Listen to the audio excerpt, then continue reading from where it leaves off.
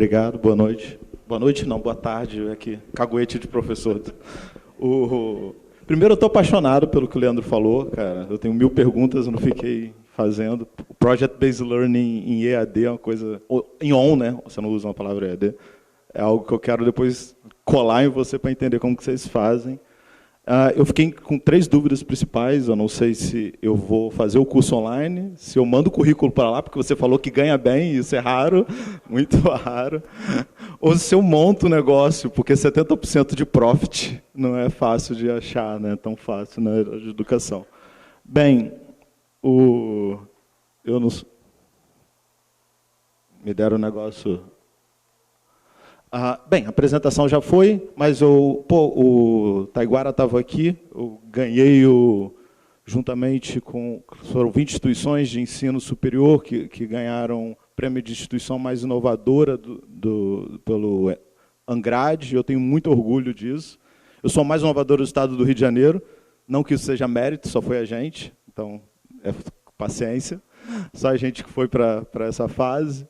Mas foi muito bom. Então, eu acho que é um sinal de que as instituições estão caminhando para essa ideia de que é fundamental inovar. Eu fico muito feliz, eu sou um professor de raiz, quando o Leandro perguntou quem é educador, levanto com maior vontade a mão, apesar de ser engenheiro, eu me reconheço como professor, como educador, e o resto vem depois. O resto acontece como consequência disso, né? E eu me reconheci isso, rapidamente contando uma história, quando eu estava uns 3 anos dando aula, né, lecionando na engenharia, e entrou o meu mantenedor na sala, da sala dos professores, estava todo mundo lá, ele olhou e falou assim, estava com o pessoal do MEC, ele falou assim, não tem ninguém da educação aqui. Está o Washington. Eu falei, uau, como isso? Que a gente é da engenharia, a gente é professor da engenharia, a gente não é da educação.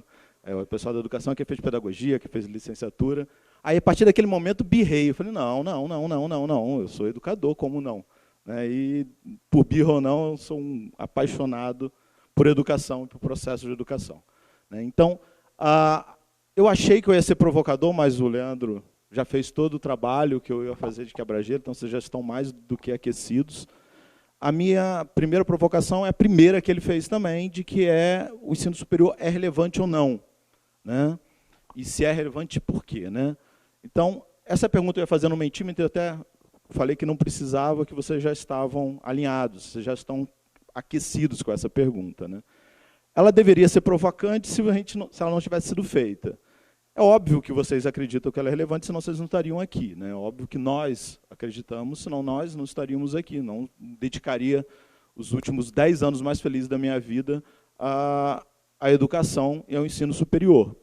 Mas como que ela é relevante, né? Se ela é relevante, acreditando que a gente saiba, qual é a relevância desse cara? Eu tenho certeza, né, que não é, estou alinhado junto com o Leandro, que não é por causa do papel, não é por causa do diploma. Se é isso que faz com que os nossos negócios funcionem, se é isso que é o grande a barreira de entrada, lá, puxando as forças do Porter, aos demais competidores, nossos dias estão super contados. Né, super contados. Leandro mostrou isso aqui, depois eu vou mostrar alguns exemplos. Não é o papel, não é o cartório, né, o fato da gente ter o poder cartoral de ok, essa pessoa tem um ensino superior, que deva nos proteger, o nosso negócio. Nosso negócio tem que ser relevante por si só. Então, eu trago bem a ideia que é essa aí. Tudo que eu tenho que dizer é essa imagem, né? O Leandro é um cara, fez uma palestra também muito na área de tecnologia, né? E eu vou trazer esse pilar dos próximos 3 slides, que é a experiência do meu usuário, né? Tem 3 pessoas de TI, 3 pessoas de TI conhecem muito isso, ou uns 3 designers que tiver por aí também. Que é essa user experience, né? Que diabos faz com que a gente construa uma praça dessa forma se o meu usuário quer passar por um caminho em linha reta, né? É uma arquitetura opressora, né? A gente fala, poxa, mas o cara não tem educação. Eu falei, pô, mano, quem tem educação é um cara que desenhou, né, que não tem um mínimo de conhecimento de triângulos retângulos, né, e que saiba que a hipotenusa é muito menor do que a soma dos quadrados. Então, pelo amor de Deus, me dê uma linha reta para eu passar. Ok? Então, a gente, na minha visão, né, pensa pouco sobre a experiência do usuário nas nossas instituições. A FIAP não conta, pelo visto, acabei de descobrir aqui, depois eu vou descobrir mais sobre a FIAP para botar no meu slide como algumas apresentações de exemplos, contra-exemplos. Mas é óbvio que a gente herda um processo de educação de 100 anos, pelo menos, ou se a gente sendo muito legal de 50 anos, ou sendo muito legal 30, 20 anos, né? Que é quando nós estávamos fazendo faculdade, né? Nós estávamos nos bancos escolares em torno de 20 a 15 anos, olhando pela média aqui das pessoas, né? Aquele mundo já era, né? Aquele mundo não tinha internet, né? Eu entrei na faculdade em 98. Foi quando, pela primeira vez, eu vi um computador conectado à internet. Não faz sentido. Aquele Washington que entrou na faculdade não tem comparação com o menino que está entrando hoje. Então, eu não tenho legitimidade para me colocar no lugar desse garoto. Eu falei assim, não, mas quando eu entrei na faculdade, eu pensava assado, eu achava que o mundo ia ser muito bom, porque aquilo ia me dar muito emprego. Você achava, eu achava. Esse garoto que está entrando hoje na faculdade não pensa assim, simplesmente porque o mundo dele é outro. Principalmente porque ele tem outras coisas que eu nem sonhava em ter, né? Eu me lembro que eu tinha o meu celular, meu V5 lá, super antenado, caríssimo na minha época, e eu ficava olhando para aquilo dali, ficava esperando para entrar no site do Terra, né, pela internet loucamente, porque eu era louco, sou louco por tecnologia, e ficava pensando, um dia a gente vai conseguir acessar e-mail por esse treco, e vai ser incrível. E eu me achava super disruptivo por pensar assim. Eu achava que eu era um gênio, né? E muita gente veio depois, muita gente lançou. E tá aí o iPhone lançou, e eu sou um idiota que não ganhou dinheiro com isso, não conseguiu argumentar sobre isso. Mas essa é coisa de que o mundo mudou muito, e muito rápido, e a gente simplesmente continua pensando, né?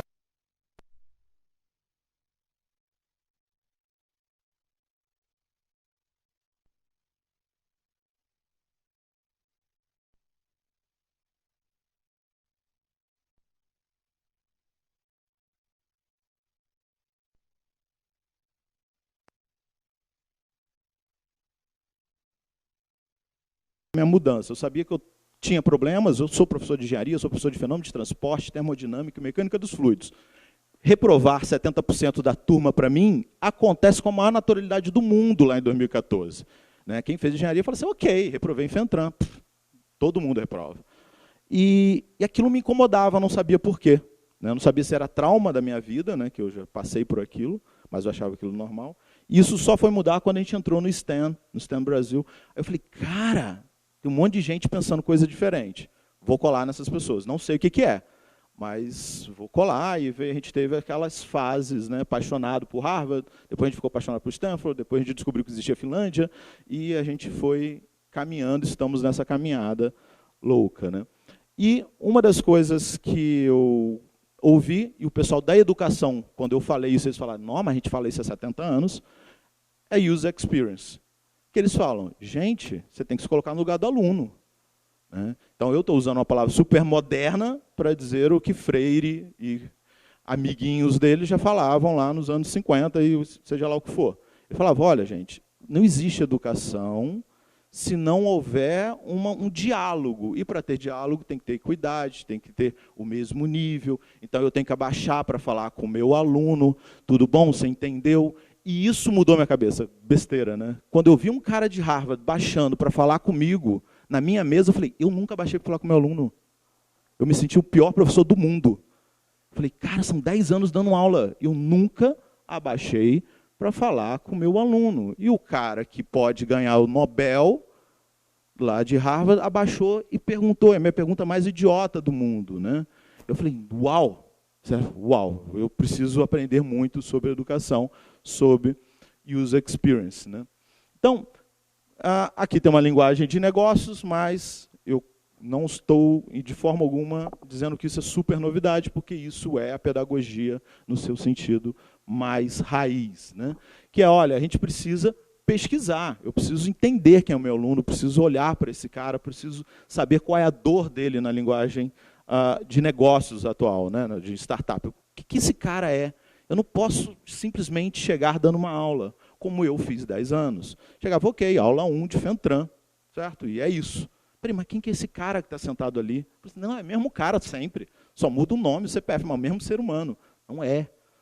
São turmas completamente diferentes. E a gente sabe disso. Eu estou falando que vocês, quem já esteve em sala de aula, sabe disso. Só que a gente finge e dá a mesma aula para toda a turma, todo ano, todo semestre. Tem 5 turmas, dá a mesma aula para as 5 turmas. Né? A gente faz isso. Então, a gente precisa entender mais desse cara, pesquisar sobre ele, para aí a gente ter uma noção, né, ter uma capacidade de termos insights, usar criatividade, combinar coisas, trazer coisas novas. Né? O que esse cara está estudando? Né? Qual é o interesse dele? É Bitcoin? Então, como que eu posso usar Bitcoin para ensinar matemática e cálculo? Pelo amor de Deus. Se você não conseguir fazer isso, a gente tem um problema grave. Né? Ou você não conhece nada de Bitcoin, ou você não conhece nada de cálculo. Das duas, uma. Né? Então, está ali, dá para fazer. Né? Criar conceitos, ideias e, claro, desenhar a experiência. Né? A minha vida ficou muito mais difícil depois disso. Né? Aquela pílula vermelha ou azul do Matrix. Né? Eu falei assim, cara, eu não posso dar a mesma aula todo dia, eu não posso pensar o mesmo curso todo ano. O curso está há 4 anos com o mesmo PPC, ele tem um problema grave, não faz sentido. 4 anos o mundo mudou. Né? Há 5 anos atrás a gente não falava de Netflix, há 10 anos atrás a gente não falava de Facebook. Né? E Facebook já está acabando, certo? Whatever. Você tem que repensar alguns conceitos. Eu usava o Facebook para criar grupos com os meus alunos, me achava super inovador. Né? Oh, agora eu tenho comunicação direta. Aí veio o WhatsApp e destruiu. Aí eu falei assim, uau, agora eu tenho que dar o meu número de telefone para o meu aluno, que era inimaginável há 3 anos atrás. Eu não cogitava essa hipótese do meu aluno ter meu telefone. Agora todos os meus alunos têm e o mundo não acabou. Eu tenho mais de 400 alunos, certo? E o mundo não acabou. Eles têm meu telefone e, por incrível que pareça, eles sabem que não me ligam. Né? Ele recebia mais ligação de aluno há 5 anos atrás do que hoje. Essa geração não liga. Eles não ligam, certo? Então, beleza. Essa é a nossa primeira passagem. Né? Por que eu estou falando disso? Para a gente começar a questionar alguns paradigmas. Né? A gente sempre fez isso. Né? Vamos montar um curso assim. Né? Alguém decidiu e falou assim, olha, está aqui o PPC, é isso aqui que a gente vai fazer. Ou a gente vai montar um novo curso, seja lá qual for, vamos montar um curso de medicina. Então, a gente vamos trazer um PPC novo, vamos contratar uma consultoria que vai dar um PPC, que é o mesmo PPC usado em 728 outras instituições, né? Iguaizinhos, como se isso fizesse algum sentido. Né? Como se a sua comunidade, e agora estou falando da sua comunidade acadêmica, os seus professores, os seus alunos, a sua cultura organizacional fosse igual à de outras instituições. Não é. Não quer dizer que é melhor ou pior. É diferente. Não dá para eu implementar um PPC, porque um PPC é seu, é sua cara, é o seu negócio, é o seu curso, é o que você compromete a entregar. E mais, quem aqui já chamou aluno para bolar o PPC? Quem aqui falou assim, ok, vamos repensar o curso, aluno, senta aqui.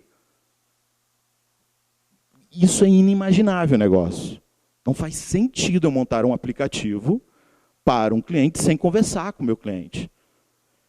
Não faz sentido eu desenhar um restaurante sem tentar entender as pessoas que ali vão. E a gente faz isso em educação.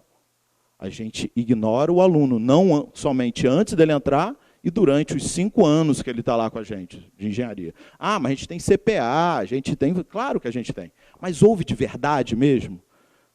Senta lá e fala assim, ok, vamos repensar a matriz. Assim, ninguém gosta da matéria de termodinâmica. Quem que te faz com isso? Por que ela está aqui? E isso eu estou falando do aluno. Só que a gente tem outros clientes. A gente tem as empresas. Que, a rigor, né, se a gente é relevante para quê para o aluno? O que o aluno vê de relevância na gente? Empregabilidade.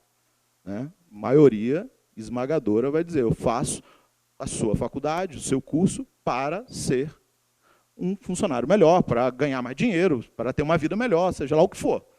Mas passa por um posicionamento no mercado. Se eu não ouço o mercado, não faz sentido. E a gente não ouve mesmo. A gente conversa de vez em quando, mas, a rigor, quem tem uma empresa, duas, um pool de empresas, mensalmente ou bimensalmente, ou pelo menos semestralmente, com você dando feedback para elas. Esse aqui é o cara que eu entreguei, isso aqui são meus KPIs, está aqui os meus indicadores todos, esse cara aqui está bom, esse cara está ruim, o que vocês acham? Boss. Porque esse cara é o teu boss. Certo? O teu aluno e a tua empresa, e a empresa na qual a gente deseja, são os caras que a gente quer atender. Não quer dizer que eu vou fazer o que ele quer, mas eu tenho que entender quem esse cara é, qual dor ele tem, qual problema ele tem, porque aí eu consigo resolver. Porque é isso que vocês vendem. Vocês não vendem diploma, vocês vendem solução educacional para o aluno e, consequentemente, para a sociedade. Parte da sociedade são as empresas. A parte da sociedade disposta a pagar para o seu aluno. Então, é uma parte muito importante. É alguém que vai fazer toda a engrenagem girar. Certo? Então, a gente vai montar um curso, né? A gente chega lá assim, ó, esse aqui é o PPC, vamos fazer um PPC, e depois alguém vem, não, quantos PPC aí, o MEC vem, a gente toca, depois a gente decide como que vai ser o curso, né? Vamos ver. Primeiro a gente aprova isso. E a gente vai criando uma bola de neve, que a gente nunca pensa um negócio, nunca pensa o produto. Imagine quando vocês vão comprar um carro, vocês abrem o carro, olham, se bem faz sentido somente nessa plateia, essa analogia. Se eu estivesse falando com meus alunos, eles não fariam sentido o que eu estou dizendo, porque ninguém quer carro mais. Não faz mais. Meu irmão não tem mais carro, meu irmão é 7 anos mais novo que eu, ele fala, por que eu vou ter carro? Então, vocês vão comprar um carro e vocês olham cada detalhe do carro. Né? Vocês vão ver o que você entra no carro, faz test drive, olha, tudo mais. Quando a gente olha para o nosso produto, vocês, mantenedores, coordenadores, professores, quando vocês olham para o seu produto, que é o seu curso, vocês olham com esse mesmo esmero? A gente sabe o que está acontecendo em cada disciplina, cada unidade, ou isso está terceirizado para o professor sozinho em uma sala de aula, que decide qualquer coisa. Numa posição mais solitária possível. Aquele professor não está feliz por estar assim. Estou falando de mim, tá? Estou quase fazendo análise aqui. A gente não fica feliz de estar sozinho, porque eu saio da minha aula sozinho, ok, o que eu fiz, vai entrar um cara falando de sociologia, depois da minha aula de termodinâmica, que vai dar um outro mundo completamente diferente para esse aluno, e ok, a gente vai seguir assim. Como que faz a conexão? Não nos cabe. A gente não gerencia isso. E gerenciar não significa estar no PPC, ter prova unificada. Bullshit. Gerenciar é mais sério. Gerenciar é o que acontece, quando acontece, quais são os indicadores de qualidade, como que isso funciona. Isso é gerenciar. Então, como que cada unidade se relaciona? Como que todo o processo de ensino-aprendizagem está gerenciado? A gente saber o que está acontecendo, se estamos alcançando os resultados. E se você faz isso lá na prova do ENAD, também não faz sentido algum. Né? Imagine que eu só olhasse o carro quando ele saísse e estivesse lá na concessionária e agora eu descubro se ele funciona ou não. Não faz sentido algum. Eu estou demitido no dia seguinte.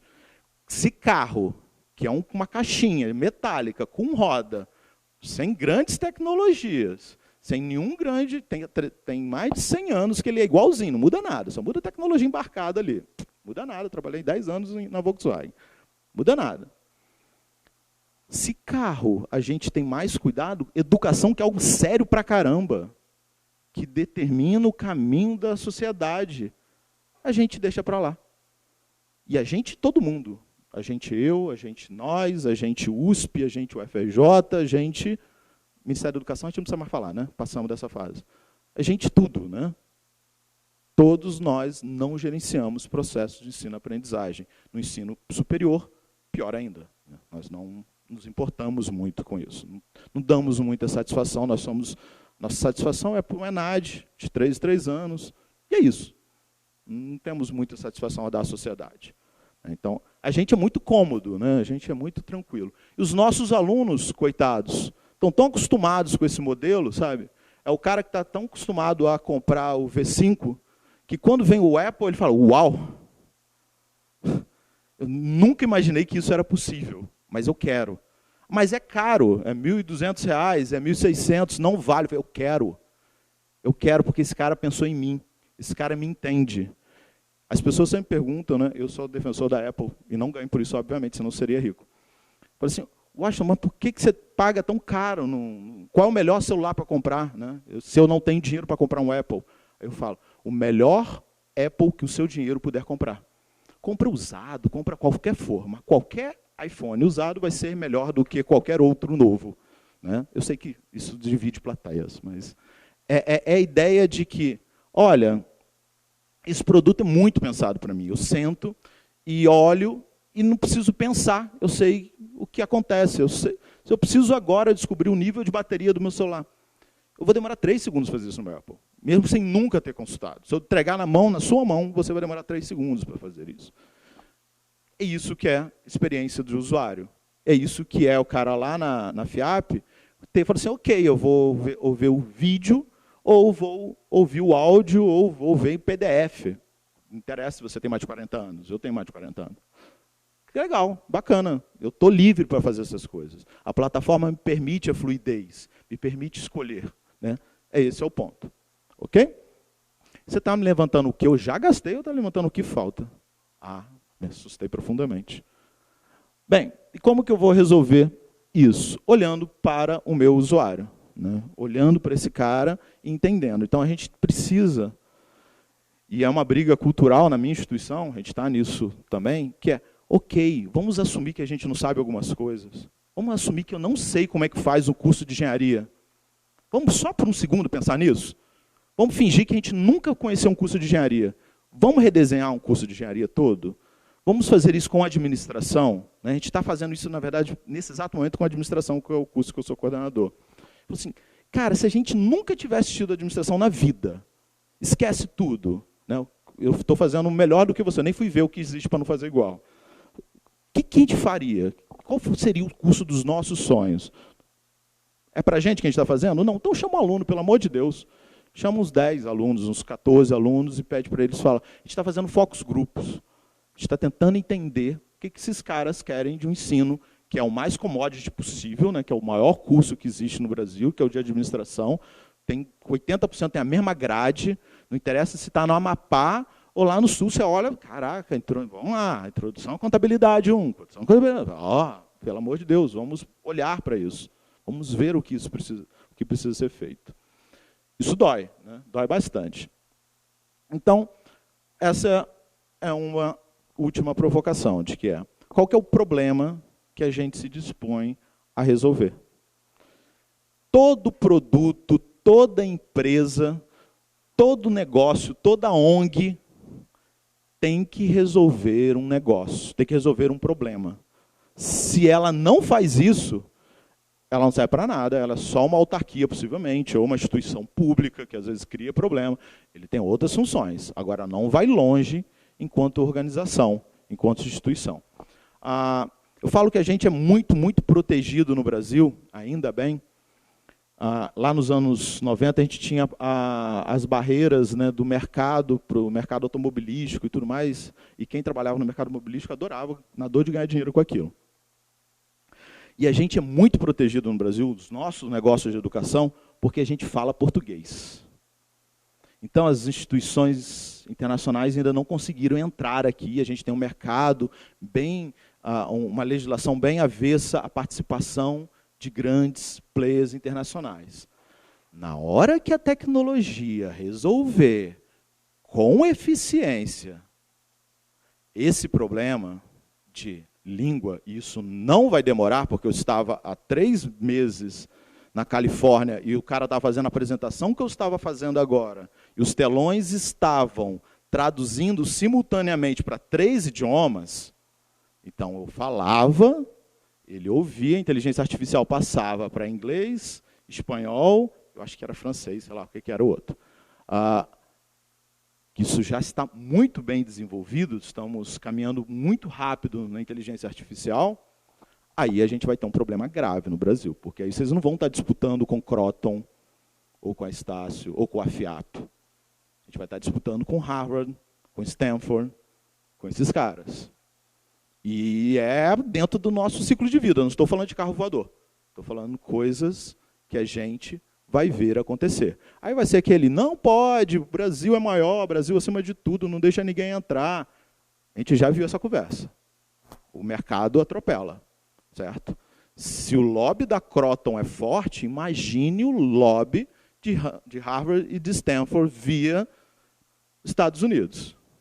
Então, não é teoria da conspiração, é o que acontece já dá. Isso não vai começar, possivelmente, com os cursos superiores. E a gente vai ignorar. Isso vai começar com os cursos livres. Isso vai começar com os MBAs depois.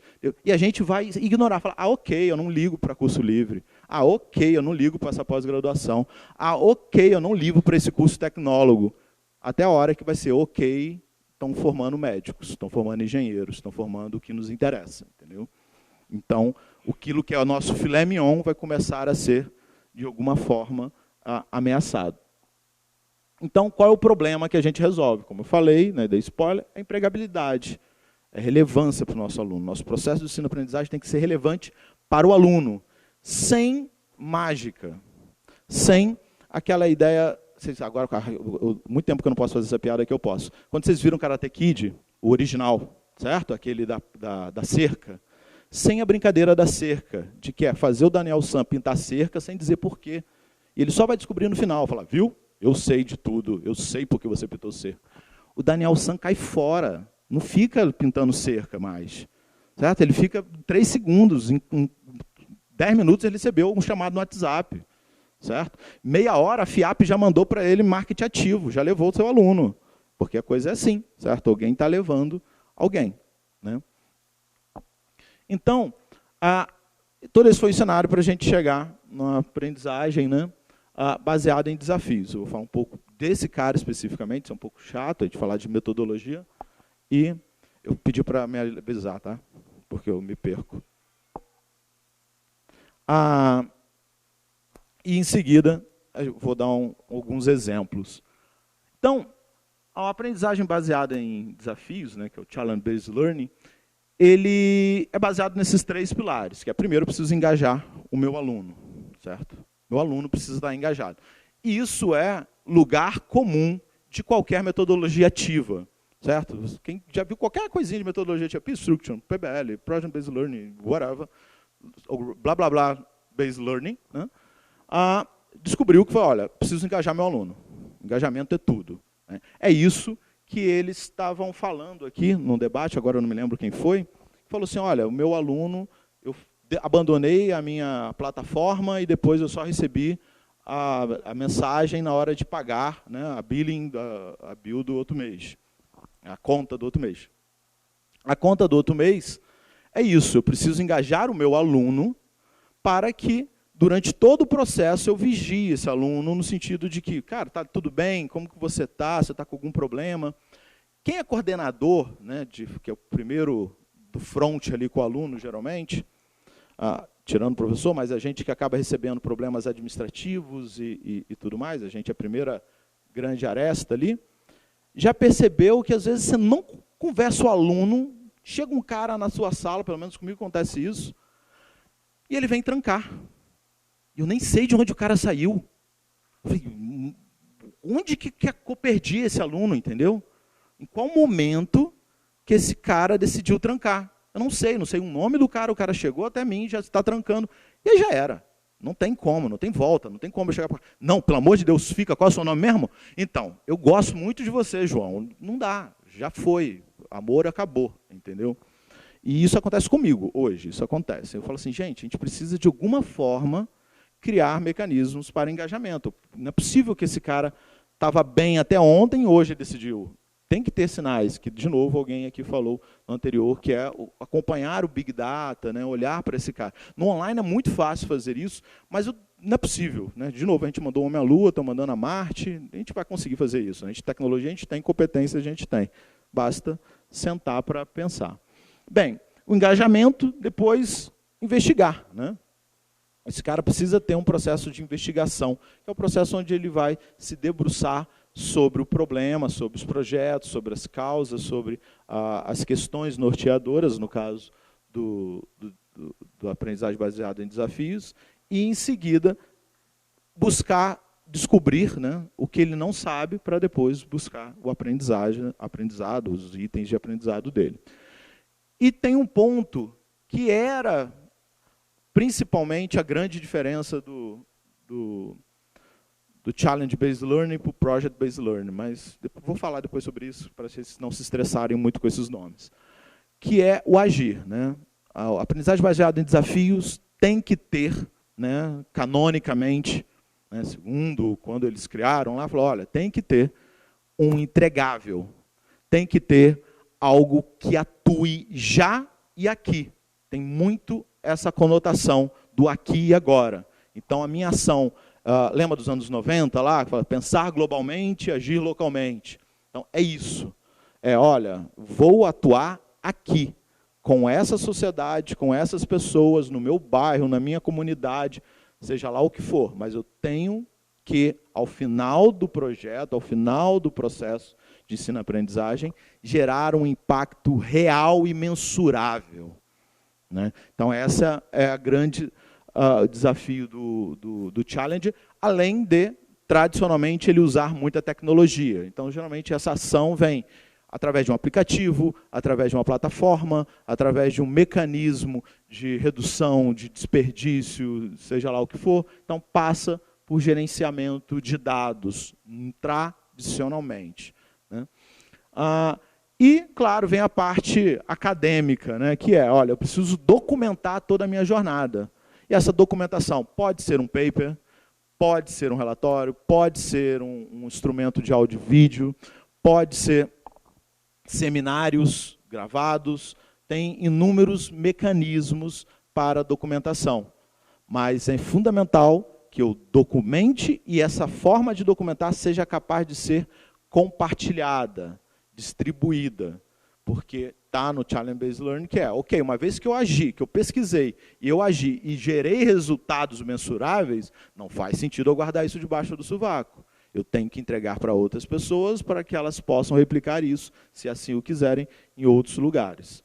Certo? Então, essa é uma das mudanças, né, que diferenciaria o Challenge-Based Learning. Bem, opa, fui para o lado errado. O engajamento ele tem 3 pontos, que é, eu tenho que ter uma grande ideia, essa grande ideia passa por questões essenciais que chegam no meu desafio. Como bom professor que eu sou, vou dar um exemplo. Certo? Isso aí eu mando para vocês e depois vocês estudam. Certo? Que é, eu tenho, por exemplo, uma grande ideia, democracia. Ok? Então, a democracia é uma grande ideia. Assim, olha, vamos partir daqui, vamos. Então, o Challenger tem muito isso. A gente se reuniria, se nós fôssemos uma turma, debateríamos, votaríamos, faríamos vários grupinhos, iriam fazer votações, a menos votada cai fora, até a gente chegar em um grande tema, que poderia ser a democracia, que é bem atual. E depois, como que eu poderia fomentar a participação das pessoas na democracia? Eu escrevi errado ali, fomentar, né? Fomentar a participação das pessoas na democracia seria uma questão essencial. Então, eu já entendi qual é o meu grande tema. Poderia ser democracia, mas só falando, poderia ser saúde, poderia ser conhecimento, são temas gerais. Pode ser aqueles temas da ONU lá, lembra dos 13 princípios da ONU, se eu não me engano, que a gente tem sustentabilidade, papapá. Então, dá para a gente trabalhar com isso. E qual é o desafio? No desafio vai ser, ok, você vai ter um job agora, você vai ter algo a ser feito, que nesse caso, aqui nesse exemplo, é envolver a comunidade com os aspectos democráticos. Então, cada grupo, cada time vai ter que entregar algo mensurável para isso, entendeu? Então, ele vai ter que fazer, olha, eu vou lá, estou dando um caso que a gente usou, então eu vou lá, agora, eu sou de Resende, uma cidade pequenininha, certo? Porque faz sentido o que eu falasse. Pequenininha assim, 200 mil habitantes, não sei. Tem gente aqui de São Paulo que não existe. São Paulo é um país para mim. Aí, Resende tem 200 mil habitantes ali, E a gente tem uma Câmara de Vereadores lá, com 17 vereadores, e um dos projetos foi a gente gravar as sessões e transmitir online, como está sendo feito agora, para minha mãe, que está me vendo. Então, para a gente transmitir online isso, né? Então, isso foi feito numa turma de ensino médio, foi feito num processo de ensino médio, eles se reuniram, falaram, ok, a gente quer resolver isso. Então, aí eles tinham que mensurar. Não basta ele ir lá e gravar e acabou. Eu vou lá gravar, qual é a audiência, como que vocês vão medir a audiência? Eles botaram no Twitter, aí dava views no Twitter, então eles guardavam as métricas do Twitter, depois eles começaram a botar no YouTube, aí depois viram que o engajamento no YouTube não era tão grande como no Twitter, faz sentido para essa geração, para quem está ali, entendeu? O Twitter, quando começa a transmitir, já avisava. Então, eles começaram a criar as métricas para isso. E durante esse projeto, ali rolou tudo, né? O cara consegue trabalhar, né? No caso do ensino médio, sociologia, história, usaram matemática para ver a taxa de variação dessa galera, de crescimento, como que funcionava essa variação, com a relação entre a banda que eles usavam, né? na Câmara, porque a Câmara, no começo, achou muito legal, depois começou a achar que não era tão legal assim. Aí a gente foram mudando, a gente teve que buscar outros mecanismos, a 3G dos alunos e tudo mais, para eles ganharem banda, então a gente teve uma variação de banda, né? Então, esse é um projeto que realmente aconteceu, né, sobre Challenge-Based Learning, e aconteceu no ensino médio. Mas a gente pode... Engenharia, isso é super fácil de ser pensado, né? A gente não tem qualquer dificuldade de pensar, pelo menos eu, né, eu sou da área de engenharia de gestão. Na administração e na engenharia, isso aqui é moleza de ser pensado. Não sei quanto em outras áreas, tipo sociologia, como funcionaria uma graduação. Acho que é fácil também, né? Eu acho que deu um exemplo ruim. Sei lá, imagino. Filosofia. Depois que você fez esse processo, você tem a parte de investigação, né? Então, o que você consegue aprender dali? Quais são os pontos? Quais são as questões, guias? Perceba que eu não posso atirar e depois eu pintar o alvo, né? Eu tenho que pintar o alvo antes, eu tenho que botar a minha meta e depois ir lá, certo? E é mais sério que tese de doutorado, né? Doutorado a gente faz a nossa pesquisa, depois a gente olha para os dados, fala, uau, esse é o meu objetivo. E aí escreve sobre aquele objetivo, né? Que não, que eu tenho que me comprometer antes, assim, aquilo ali que eu quero alcançar e agora eu vou construir para aquilo o meu projeto, né? Ter as atividades de orientações e recursos e ter a capacidade de sintetizá-lo. Bem, como eu falei, isso aí são as ações, né? Eu já implementei, avaliei e compartilhei as minhas ações. Eu consigo agora que outras cidades, por exemplo, Itatiaia, Porto Real, Queluz, ali, que é a Grande Resende, né? Que somados deve ter 250 mil habitantes, a Grande Resende, possam compartilhar e ter acesso a isso. Bem, aí eu queria falar um pouco disso para a gente, desde que a gente entrou no STEM, lá em 2014, a gente vai, lembra aquela, a fé fervorosa de recém-convertidos, sabe? Então a gente tinha debates imensos lá na faculdade, a gente tem um grupo de pesquisas em educação, né? A gente fala assim, o que é Project-Based Learning, o que é Problem-Based Learning, qual é a diferença? Me bota numa matriz aí, deixa isso organizadinho, para eu não quero ter mais debate, o que é P-Struction, o que não é. E aí depois a gente vai aprendendo que não faz a menor diferença isso. Isso é detalhe. O que interessa é o seu objetivo final. Então, você determinou o seu projeto, o teu processo de ensino-aprendizagem, determinou os seus objetivos de aprendizagem, por que aquele projeto está acontecendo, por que aquilo tudo está acontecendo, e agora você usa os instrumentos que melhor te adequam, o que melhor é para você, certo? E se uma fase não faz sentido, arranca ela. Simples assim, né? Uma vez que você domina a metodologia, você tem capacidade. Isso foi na Finlândia agora, o ano passado, a gente estávamos em 17 instituições, eram 15 instituições, 17 pessoas, né, numa missão do STEM com o SEMESP, e foi a primeira pergunta que apareceu lá, era isso, né? E na Finlândia eles ainda têm o phenomenal, eles usam muito o que eles chamam de aprendizagem baseada em fenômenos. Depois a gente descobre que tem pouca diferença, que o objetivo é sempre envolver necessidades reais, aí ponto, bacana, a gente tem que pensar sobre isso. A gente passa 4 anos de uma graduação bacharelado clássico, 5 na engenharia, né? A medicina eu não vou falar, porque a medicina é um pouco melhor disso. E no tecnólogo, 2 a 3 anos. Imagina um garoto ou uma menina lá que está fazendo engenharia, está 5 anos resolvendo problemas de engenharia, né? Quem fez engenharia fez aquele monte de lista de exercícios. Ele resolveu o problema de quem fazendo aquilo? Para que o cara resolveu pela 5ª vez o Halliday? Certo? O Halliday 1, de mecânica. Aquilo já está resolvido 1000 vezes. Por que você está gastando energia resolvendo esse problema? Todo mundo sabe a resposta desse problema. Ah, não, mas o aluno tem que aprender para depois resolver um problema real. Esse momento de chegar ao problema real nunca chega. Ele passa cálculo 1, passa física 1, passa física 2, isso chega, quiçá, lá no TCC dele, lá no projeto final dele, no 5º ano. Falei assim, caraca, você precisou de 5 anos para esse aluno resolver um problema real. Com a sociedade desesperada em busca de engenheiros. Do outro lado, eu sempre sou muito provocador isso com o pessoal do UFRJ, do outro lado da rua tem uma favela. E a gente está aqui resolvendo problemas teóricos. Gente, tem gente precisando da gente ali na frente. Não faz sentido eu não desenvolver os meus projetos de extensão todos ali. E eles estarem completamente alinhados, né, com o perfil de egresso. Eu não preciso mudar a minha educação para fazer isso. Já está arrumadinha. Então, na instituição de vocês, nas cidades de vocês, eu tenho certeza, a não ser que você more na Finlândia, que tem bolsões de pobreza, certo? Que tem bolsões de pobreza, que tem pessoas que vocês teriam condições mais do que suficientes, um aluno de graduação de 2º, 3º ano, de gerar um impacto imenso na vida dessas pessoas. E a gente não faz isso. Né? Ou a gente não faz isso com toda a nossa energia, ou a gente faz isso lateralmente. A gente acha que isso não é problema nosso. Né? Putz, isso dá experiência para o nosso aluno. Né?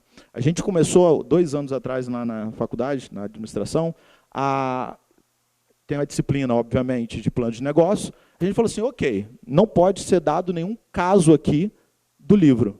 O caso do livro o aluno vai ler, quando ele quiser. A gente tem que fazer cases nossos. Então, os alunos têm que ir para a bombonière da esquina e fazer o plano de negócio deles. E teve pastelaria, e eu sempre conto esse caso, teve uma pastelaria no Paraíso, que é um bairro popular em Resende, um bairro grande. A pastelaria era tocada por 2 pessoas, marido e mulher, clássico, micronegócio, e a pastelaria, no final, abriu uma filial, e agora eles tinham 2 pastelarias, o marido em uma, a esposa na outra, e um funcionário em cada um. Eles dobraram a capacidade produtiva da pastelaria e dobraram a gente empregada. Eles geraram um trabalho de 2º ano de administração, gerou 2 empregos. Putz, é pequeno, é modesto? Cara, é experiência para esses garotos. O garoto, no final, falou assim, o meu trabalho gerou 2 empregos. Porque a gente mudou o marketing dos caras, mudou o plano de negócio, com isso aqui eles ganharam produtividade, papapá, vou lá, pastelaria. Mudou a vida daquela família, e de mais 2, pelo menos. Se isso não é relevância, eu não sei mais o que é. Certo? Isso é ser relevante, né, para ele. E esse cara agora tem uma história bonita para contar quando ele for fazer a entrevista de emprego dele. Qual a tua experiência? Lee Kotler, qual a tua experiência? Eu dobrei a capacidade produtiva de uma pastelaria. Eu contrataria o cara, do 2º cara. Porque o 2º cara entende de marketing, mais do que quem só leu Kotler. Certo? Bem, então, lá na Finlândia eles falam muito desse cara aqui. Falei assim, ok, não se preocupa com o nome. Então a gente está falando aqui de uma especificamente, né, a metodologia, que é a metodologia baseada em desafios, mas eles falam, cara, tem paixão envolvida, tem engajamento envolvido, tem relevância para o aluno, é isso que interessa, porque é isso que o ensino, o processo de ensino-aprendizagem tem que se basear. Nessas coisas. Se o aluno está estudando lá e vai lá para o encontro presencial da FIAP e acha aquilo super boring, super chato e não faz sentido algum para ele, e ele fala, cara, não precisava ter vindo aqui. Esse eu não precisava ter vindo aqui matou o processo. É o feedback que a gente quer receber para, ok, esse processo não conta. Se o que está acontecendo presencialmente não vale, não emociona, ele pode ser substituído, certo? Ele não está gerando valor, certo? De novo, eu não estou pensando na experiência do usuário. O usuário não está tendo aprendizado, o processo que a gente queria. Então, eu queria trazer 3 exemplos para a gente não ficar somente nas ideias. E eu juro que eu não vou trazer só da Finlândia. Mas eu estou, no momento, apaixonado pela Finlândia. Então, vocês tolerem isso, por favor. E relevem isso também. Botem isso na fala, para ele está exagerando. Não, mas não estou. A gente estava em Tampere, que é uma cidade, a terceira maior cidade da Finlândia. E a terceira maior cidade da Finlândia tem 300 mil habitantes, 400 mil habitantes. Essa é a Finlândia. A Finlândia inteira tem 5 milhões de habitantes. E lá em Tampere tem a Universidade de Tampere. E dentro dessa universidade tem uma escola chamada Pro Academy. Né? Vocês já ouviram falar da Pro Academy? Gente, vocês nunca foram na Finlândia? Vocês têm que ir para lá na próxima. É muito bacana, certo? Não, porque a gente voltou, então, às vezes tem pessoas da missão, né? Que a gente voltou apaixonado. Eu só falava, bem, eu era um maluco da Pro Academy, eu fiquei um mês falando de Pro Academy, o Rodrigo, que estava dividindo o quarto comigo, falou, acho, pelo amor de Deus, não aguento mais falar de Pro Academy. Eu li todos os livros que tinham da Pro Academy, fiz entrevista com a galera. E o que eles têm de genial? O aluno entra, primeiro, eles têm uma frasezinha que é incrível, que é, confia no aluno, para de tratar o aluno como retardado. O teu aluno não é retardado, o teu aluno não é idiota, o teu aluno não é nada disso, o teu aluno é incrível, acredita nesse cara.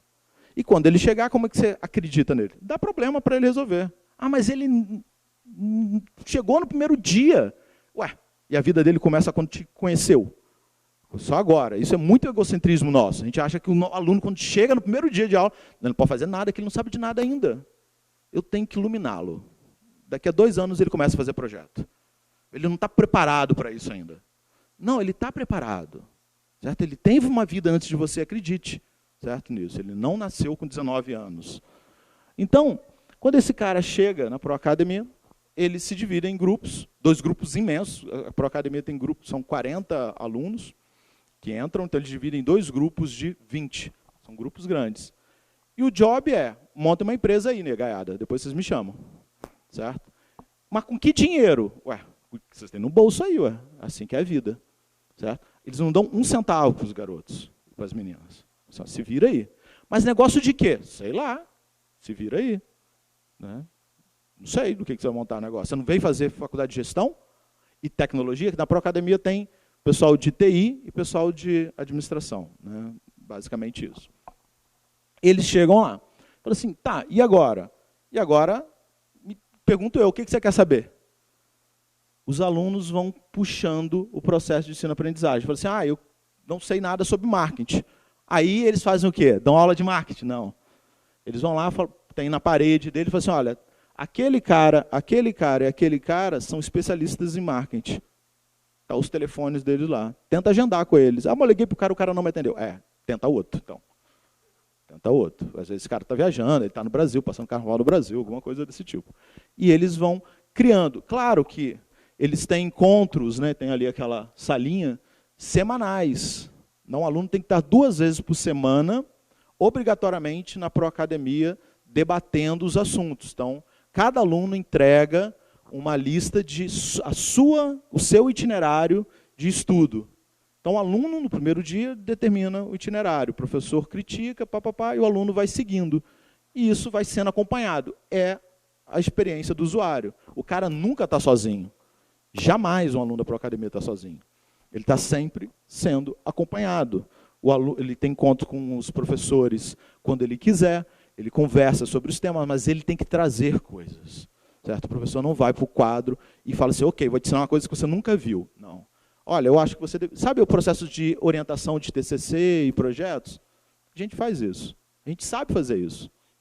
Né? É isso que eles fazem, só que desde o primeiro instante. Bem, seguindo. Juro que eu não vou estourar meu tempo, porque alguém está marcando lá atrás. Essa é querida nossa, né, também. Essa é a paixão lá do início, quando a gente começou a se encontrar do Stan, a gente falou muito de All-in College. O Fábio foi lá e voltou que nem eu da Finlândia. Gente, vocês têm que ir para o All-in College, vai para o All-in College, vai para o All-in College. A Olin College tem uma história boa e tem um livro muito bom, que é Como se faz engenheiro. Não está traduzido para português, mas ele é muito bom e tem na Amazon lá, digital, então você nem precisa esperar para chegar em casa. É muito bom o livro que conta a historinha de Olin. Não me lembro do nome exatamente, é Como se faz engenheiro, não me lembro. O que o Olin College fez? O cara tinha um problemão na mão. O Olin, que era um grande empreendedor da área de petróleo, morreu. Coisas acontecem com todo mundo, só que coisas acontecem só nos Estados Unidos. Ele deixou 300 milhões para montar uma faculdade de engenharia.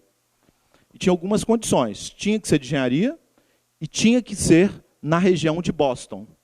Problemão. De um lado da rua tem MIT, do outro lado da rua tem Harvard. E ok, você tem que abrir uma faculdade de engenharia ali.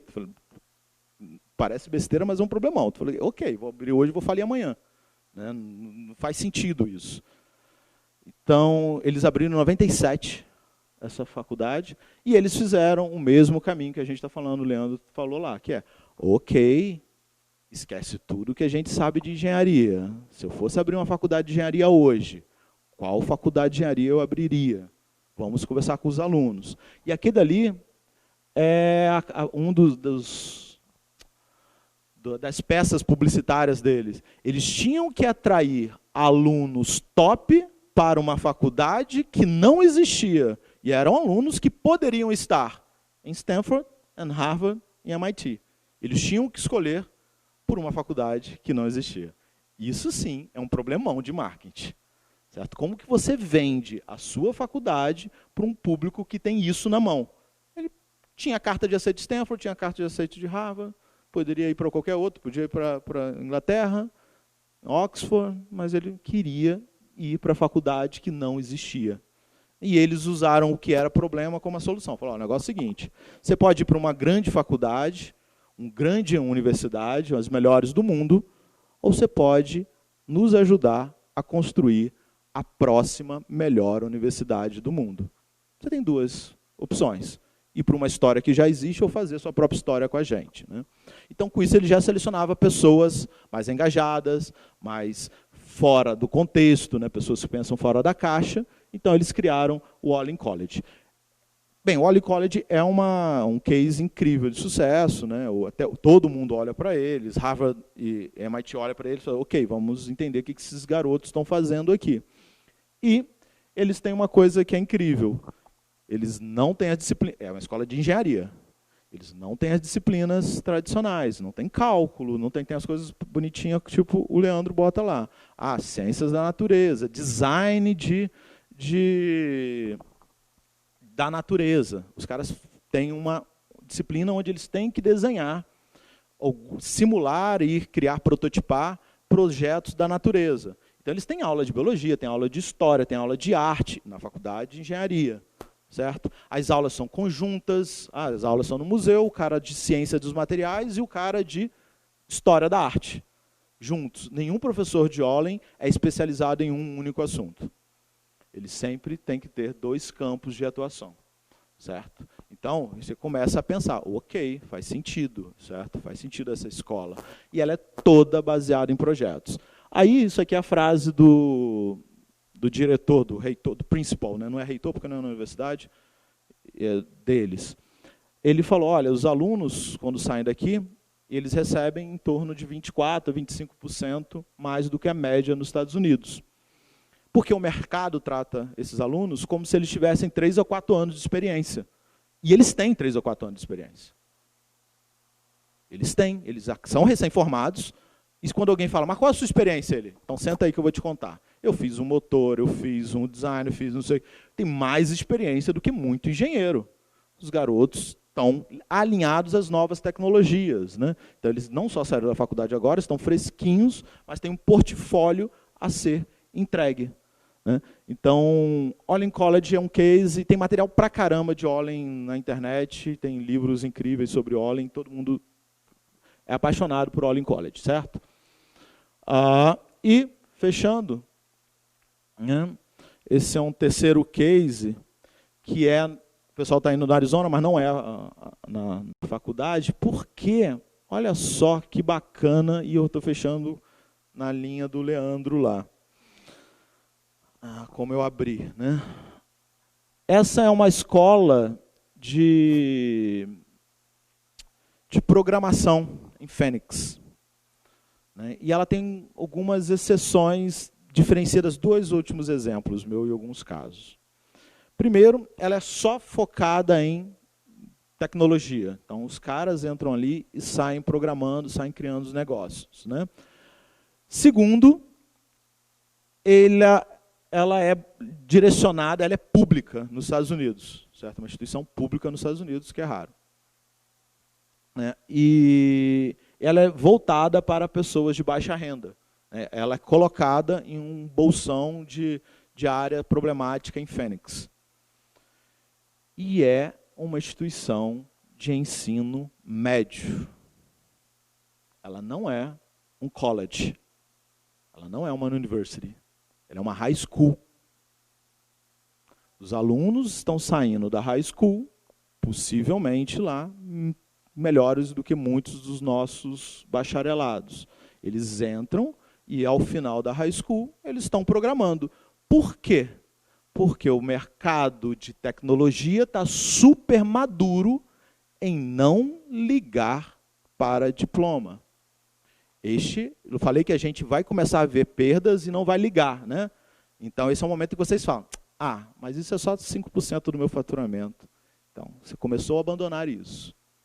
Já você está abandonando as engenharias, entendeu? Então, o mercado de tecnologia, ele não está preocupado no Brasil. Isso. A gente acabou de sair de um processo de seleção na BMB Multicenter, lá em Resende, né? Agora, alguns alunos meus participaram, e os meus alunos ficaram horrorizados com algumas coisas. Primeiro, o cara da engenharia, né, quando descobriu que um cara da administração está no mesmo processo seletivo que ele, para a mesma vaga. Ele já ficou bolado. Ele não faz sentido isso. Eu falei, porque a empresa não fez nenhuma restrição disso. E mais, ela não fez restrição de ensino superior. Falou, se esse cara sabe programar, se ele sabe entregar, por que eu não vou querer esse cara? Não somos instituto de pesquisa. Não preciso de um doutor aqui. O que eu preciso é de alguém, eu estou fechando na hora exata, eu preciso é de alguém que resolva os meus problemas, que no caso deles, era da área de tecnologia. Pronto, meus alunos ficaram revoltados. Na mesma hora eu falei assim, talvez o próximo negócio seja montar escolas de programação que não exijam. Né? Por que eu vou esperar o garoto chegar ao final do ensino médio? Porque eu já não começo a ensinar isso para o garoto que tem 15 anos e quer. Talvez. Né? São possibilidades de negócio que começam a aparecer. Né? A gente começa a repensar algumas coisas. Então, deixei por último por isso, né, que ela mexe um pouco com a gente. A gente já tem uma instituição pública nos Estados Unidos, numa área que um perfil socioeconômico, não é? A gente está falando de uma escola caríssima, a gente está falando de algo que atende negros e latinos, né, em Phoenix, então, que são tradicionalmente, né, etnias que têm menor acesso econômico nos Estados Unidos, e eles estão aprendendo a programar, estão sendo entregues para o mercado. Então, fechando, como o Fábio teve baixa, eu roubei algumas coisas do Fábio. Falei, Fábio, deixa eu só dar 2 highlights seus aqui. Então, por que a gente quer criar um processo desse, né? Como eu construí, se não ficou claro até agora. Isso afeta o nosso negócio, a gente não está preocupado somente com a educação. Né? Ao fazer isso, a gente acredita que o nosso negócio fica melhor. Se eu tenho um aluno mais engajado, eu tenho uma menor evasão. Se eu tenho um aluno mais engajado, eu tenho uma percepção de valor maior e, consequentemente, eu posso aumentar ticket. Então, se eu tenho um aluno mais engajado, eu tenho uma inadimplência menor. O aluno está frequentando a faculdade, ele está disposto a isso, certo? São variáveis bem próximas. Né? Quais são os desafios inúmeros? Né? Isso aqui foram listados pelo Fábio. Modelo acadêmico, concepção de currículo, a gente ainda pensa o currículo como um trilho, né? Interdisciplinaridade. E uma coisa que o Leandro falou sobre os novos instrumentos, isso é um debate que a gente tem sempre lá. sempre que a gente vem com uma inovação, a gente vem com uma ideia, tem o cara que puxa o instrumento e fala, o MEC não deixa fazer isso. É mentira. É mentira. Não, o novo instrumento é muito mais de vanguarda do que qualquer uma das nossas instituições. Certo? Quando eu li o instrumento, porque isso é outra verdade, nós não lemos os instrumentos, né? Nós não lemos nada, pelo menos eu, quando era professor, não lia nada. PPC, instrumento, whatever. Aí, quando eu virei coordenador e fui ler, eu falei, gente, mas se a gente fizer isso que está no papel, essa faculdade é top. Só precisa fazer o que está no papel aqui, só precisa fazer o que está no PPC, só precisa fazer... Estou falando do instrumento velho ainda, hein? Nem estou falando desse novo. Eu falei, esse instrumento é lindo. Aí, quando veio o novo, que é mais quali, eu falei, é ótimo, porque agora a gente está mais livre ainda para inovar. Eu só preciso provar que eu estou no caminho certo. E eu confio mais em mim, né? É mais nos meus argumentos do que de um papel. Então, eu acho muito bom o novo instrumento. Tomara que ele não seja derrubado por aí. Resoluções de projeto, perfil de professor, gestores e alunos. Eu acho que disso tudo os alunos são os menos reativos. Todo mundo começou a falar que a gente teria muito problema também com alunos e, normalmente, eles são mais flexíveis. Não quer dizer que não tenha problema. Mas professores a gente tem problema grave, que são oristas, normalmente, né? Nós temos quase todas as instituições, 90% de professores oristas, e a gente precisa, então, encaixar isso dentro da realidade de professores oristas. Tem que ser pessoas apaixonadas, não dá para ser um cara que é orista e é taxista, tem que ser um cara que é super apaixonado pelo que faz mesmo, porque é o grande desafio. E a gente não tem um processo de formação de professores profissionais no Brasil, né? Isso é uma frase que eu deixo, que eu sei que muitas pessoas vão discordar, mas aí eu tenho que depois conversar como que é o processo de formação de professor na Finlândia. A gente vai entender, uau, né, que eu saí quando o cara me contou em 10 minutos como formar professor, eu olhei para todos os outros 17 e falei, nós nunca seríamos professores aqui, né? Um professor tem uma longa jornada para poder ficar em sala de aula. No Brasil, a gente não tem jornada alguma, né? O cara fez engenharia, fez o mestrado e, ualá, está na sala de aula, né? Não sabe a menor noção de quem é Freire. Não tem a menor noção. Pedagogia, para ele, é uma coisa que a gente odeia, né? O pessoal da engenharia odeia qualquer palavra. Pedagogia é ruim, a gente não gosta. Não sei o quê. Vai brigar comigo. Aí depois, eu sou um convertido. Então, eu falo assim, ok, tem que ouvir o pessoal da pedagogia, pelo amor de Deus. E ecossistema de inovação. Né? Eu acho que isso, o STEM ajudou muito a gente a olhar para as outras instituições e compartilhar, e falar assim, o que você está fazendo, olha o que eu estou fazendo, e ter uma atitude mais de colaboração uns com os outros, né? E, fechando, como que a gente pode engajar e melhorar? Trabalhar com Big Data, ou pelo menos com dados, é fundamental, né? No caso da minha instituição, eu não preciso de Big Data, eu tenho 2.000 alunos, então eu consigo fazer esses dados num bom e velho Excel, certo? Estimular estudantes a vivenciar experiências. Isso é uma frase que eu falo na faculdade, eu falo, como que a gente sabe que o processo está funcionando? Quando o meu aluno vem sábado sem ser obrigado. Quando o meu aluno está sábado lá na faculdade, então a gente tinha problemas culturais. O aluno tem que, para estar sábado ou domingo, tinha que assinar uma documentação, não aparecia declaração de imposto de renda, antiga, né? A nova é mais fácil. Hoje a gente fala assim, gente, o aluno quer vir sábado à tarde. Nós temos estrutura. Pelo amor de Deus, não estou entendendo qual o pecado que ele está fazendo. Deixa esse garoto vir estudar aqui, né? Deixa ele usar o laboratório, deixa ele usar. Vamos criar mecanismos. Não vamos pensar por que ele quer vir. Vamos pensar, já que ele quer vir, como que eu vou viabilizar isso? Porque ele, uma vez que ele queira, ele tem que ter os recursos disponíveis, né? Então, ele vivencia a instituição, ele gosta da instituição, isso é fundamental. Quem faz isso muito bem, e eu visitei, foi a Facens também, eu acho que em Sorocaba.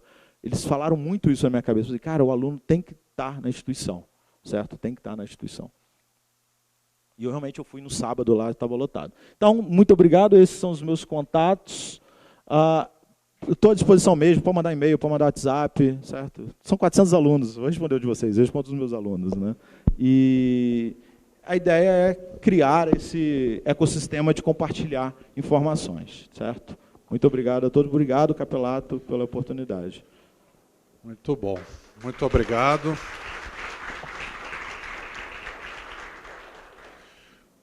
Washington, muito obrigado, muito legal. Tua empolgação com relação ao tema é muito bom. Eu tive a oportunidade de conhecer o ProAcademia, inclusive, o Allen College também tive a oportunidade. Né? Somos discípulos do Fábio, né? Então, o Fábio vai evangelizando. Ele vai evangelizando aí com relação às inovações acadêmicas, né? Eu queria te perguntar uma coisa aqui, antes de abrir para perguntas, né? Nós tivemos em Portugal, o ano passado, e o diretor da Faculdade de Educação da Universidade de Coimbra, o Fábio ficou bravíssimo, mas falou o seguinte, falou, isso aqui, para a gente, isso é muito modinha, isso é muito moda, etc. Mas mais do que isso, ele falou, olha, Finlândia, eu tenho uma crítica que, assim, não dá para transportar o modelo da Finlândia, porque eu teria que transportar o clima, eu teria que transportar os professores, eu teria que transportar as pessoas, os alunos, etc. São pessoas. Realmente, eu não concordo, na verdade, com o que ele fala, mas eu queria entender como é que você acha, que eu sei que você falou um pouco disso, mas quais são as grandes dificuldades da gente adaptar esses problemas, né? Eu tenho um caso interessante muito parecido com o que você apresentou na GV, que dá certo, mas a GV também é fora da curva, né? Pega aluno só de classe A, que tem tempo de estudar, etc. Como é que você acha que dentro da nossa realidade, quais são os grandes desafios e se dá para a gente implantar modelos desafiadores como esses? Sem transformar isso num debate imenso, né? A Finlândia é um caso incrível, mas realmente tem esse ponto. A primeira coisa que a gente descobriu lá é isso. Gente, a Finlândia inteira você tem que se transportar. Mas eu tenho uma resposta provocadora. Trabalhei 10 anos, 5 anos em desenvolvimento de veículos. E depois fui para a área siderúrgica. E a gente, quando a gente traz um tubo centrifugado da França, a gente tropicaliza o tubo. O aço é diferente, o pH da água do Brasil é diferente, o solo é diferente, a pressão, o nosso esgoto é diferente, né, por inúmeras razões. Então, a gente tem que tropicalizar aquele material. A gente faz a mesma coisa quando a gente desenvolve carro, né? Eu tenho um Peugeot, e eu sou um fã da Peugeot, e eu tive o tropicalizado e o não tropicalizado. E eu posso dizer que a diferença é imensa, e o tropicalizado é bem melhor, porque ele atende às minhas necessidades. E você está usando o terno, Sim. Que não faria qualquer sentido, nunca seria desenvolvido no país tropical, né? Não faz sentido algum. E a gente usa e tropicaliza, a gente deixa mais aberto, o pano é diferente e tudo mais. Então, pelo menos já tirei a gravata, pelo menos, já não estou mais usando exato, gravata. Né? E a gente vai fazendo essas coisas. Então, não faz sentido algum a gente ser ortodoxo na educação, que é a área mais não exata que se possa imaginar, né? Que a gente está lidando com gente em natura. Isso não é o defeito, essa é a grande mágica da educação, né? A gente está lidando com pessoas, e eu tenho 2 garotos, 2 são Pedrinho, certo? Os 2 são 7 anos, um comeu a vida inteira carne, o outro, coitado, passava fome. E eu vou tratar esses 2 iguais? Eu sou um completo imbecil se eu fizer isso. Eu não entendo nada de educação, nada de gente. Agora eu estou falando de coisa biológica, eu nem entrei em sociologia, nem entrei em como cada um dos 2 é educado. Então, a crítica, muitas das vezes, vem, Capelato, de um desejo de transformar a educação em uma receita, que todo mundo que é sério, que eu conheço, fala justamente o inverso. Na Finlândia, a primeira coisa que você chega no aeroporto é ele, não vem copiar nosso modelo não é copiável, você vai se inspirar aqui, certo? Não vai ter regrinhas, você não vai sair daqui com a matriz, SWOT, já com planozinho de implementação. Você vai olhar o modelo e vai trazer. Então, dando uma resposta prática. Hoje a gente está mexendo, como eu falei, reformulando o curso de administração. E o curso de administração nosso, que a gente está repensando, ele é um mosaico imenso, né? Como o que o Leandro falou da FIAP, é um mosaico imenso. Ele copiou o Netflix, foi lá, copiou. É isso que a gente está fazendo. Assim, cara, o que está acontecendo aí? E eu vou copiar, eu vou trazer, eu vou me inspirar e vou criar o meu processo, porque eu tenho inteligência, eu entendo dos meus alunos. Ninguém entende. A USP não entende o meu aluno como eu, porque o meu aluno de Resende, que mora na Cidade de Alegria, só eu entendo. Eu sei quem esse cara é. Né? Então, é aí que está a nossa inteligência, eu acho. É aí que está o nosso negócio. Né? É adaptar, tem que adaptar. E não é só adaptar por cima, é adaptar de verdade, com conhecimento. É isso aí, eu concordo plenamente. Eu acho que uma grande palavra para isso é que as pessoas falam muitas vezes, mas vocês vão ver em Harvard, por exemplo. Né? Harvard não tem nada a ver com a gente vai buscar inspiração. Sim. É isso aí, acho que resume um pouco. Né? Mas eu vou em Harvard, mas eu vou em Lorena, eu vou na Facem, agora eu vou na FIAP ali desesperadamente, vou encher o saco. Mas aqui já é mais a nossa realidade, mas as pessoas, a gente já fez missão para Harvard, o pessoal falando, o que vocês vão fazer em Harvard? Não tem nada para copiar lá, etc. Gente, não é se inspirar. Né? Lógico que tem coisas para nos inspirar. Essa pessoa que fala isso não foi em Harvard. Exatamente. Assim, vai lá. Harvard é só um exemplo, né? Você pode qualquer outro, depois a gente conversa. Qualquer lugar do mundo, sempre há uma inspiração, sempre, né? Pessoal, quem tem perguntas? Eu tenho aqui uma pergunta do online, só para vocês saberem, junto com a gente aqui chegou a ter 100 pessoas assistindo, agora diminuiu um pouco. Mas tem uma pergunta aqui interessante que eu vou passar para você, desafiante aqui.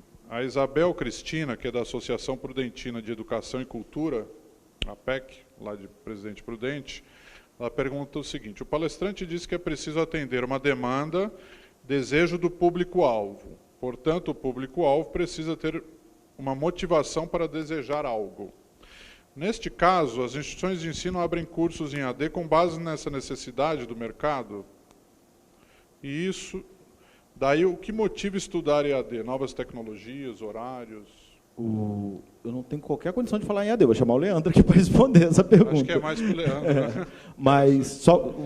vem aqui, pode... dar também uma mas só falando de metodologia, eu acredito que a demanda que a gente vê, a pesquisa que as grandes instituições fazem, e que eu vejo tradicionalmente a gente vê quanto que as pessoas procuram um determinado curso e quanto dessas pessoas aceitariam fazer em EAD. E é essa a pesquisa. Isso não é entender o usuário. Só para deixando claro, isso não é entender o usuário. Certo? Isso é o clichê da aulinha 1 de Ford que todo mundo viu em algum momento, que é, se Ford fizesse o que todo mundo quer, faria carroças mais rápidas. Então, é óbvio que as pessoas não sonham com curso que está na minha cabeça, porque elas não sabem, como ninguém sonhava com o iPhone. A gente sonhava com celulares, até a hora que apareceu o iPhone. Então, a minha crítica e ponderamento é esse, assim, já que você vai entender o usuário, não fica olhando somente a quantas pessoas, por exemplo, quantas pessoas na minha região estão interessadas em administração e poderiam fazer em EAD. Não, quantas pessoas, qual o problema dessas pessoas? Será que elas precisam do curso de administração? Ou seria um outro curso? Será que o curso de administração que eu construo resolve o problema delas? Ou elas só consomem porque elas não têm outro lugar para ir? E se elas não têm outro lugar para ir, alguém em algum momento vai entregar, entendeu? Na minha visão. Leandro, você quer responder? Está respondido, né? Não, foi muito bem. Porque isso se encaixa... Eu tive uma palestra agora. Tanto EAD como... Tá bom. Gente, acho que vamos encerrando, então. Washington, foi muito legal. Muito obrigado muito a todos inspirador. Pela paciência. Muito obrigado. Obrigado, Capelato. Obrigado, viu? Muito legal. Pessoal, nós temos agora, então, um coffee ali fora. Eu peço para que saiam pelas portas dos fundos. Ele não portas dos fundos, mas é porque o coffee está ali fora, para a gente bater um papo com os palestrantes, com os parceiros. A gente vai estar aqui do Semesp também. E para que todos possam ir com pelo menos um cafezinho, com uma boa conversa, tá bom? Muito obrigado a todos. Eu queria fazer uma foto com você.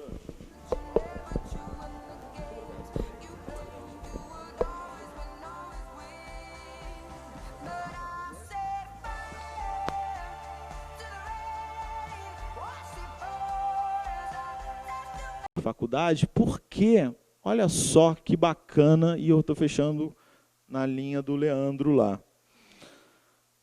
Como eu abri, né?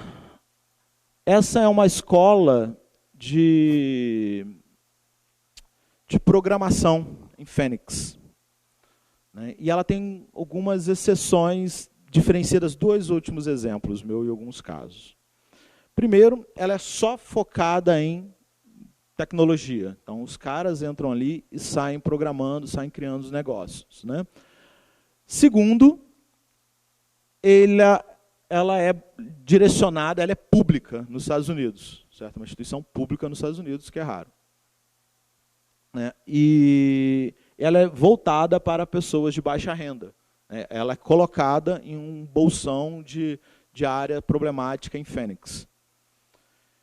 E é uma instituição de ensino médio.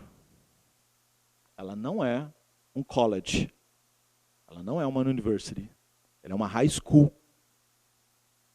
Os alunos estão saindo da high school, possivelmente lá, melhores do que muitos dos nossos bacharelados. Eles entram e, ao final da high school, eles estão programando. Por quê? Porque o mercado de tecnologia está super maduro em não ligar para diploma. Eu falei que a gente vai começar a ver perdas e não vai ligar, né? Então, esse é o momento que vocês falam, mas isso é só 5% do meu faturamento. Então, você começou a abandonar isso. Já você está abandonando as engenharias, entendeu? Então, o mercado de tecnologia, ele não está preocupado no Brasil. Isso. A gente acabou de sair de um processo de seleção na BMB Multicenter, lá em Resende, né? Agora, alguns alunos meus participaram, e os meus alunos ficaram horrorizados com algumas coisas. Primeiro, o cara da engenharia, né, quando descobriu que um cara da administração está no mesmo processo seletivo que ele, para a mesma vaga. Ele já ficou bolado. Ele não faz sentido isso. Eu falei, porque a empresa não fez nenhuma restrição disso. E mais, ela não fez restrição de ensino superior. Falou, se esse cara sabe programar, se ele sabe entregar, por que eu não vou querer esse cara? Não somos instituto de pesquisa. Não preciso de um doutor aqui.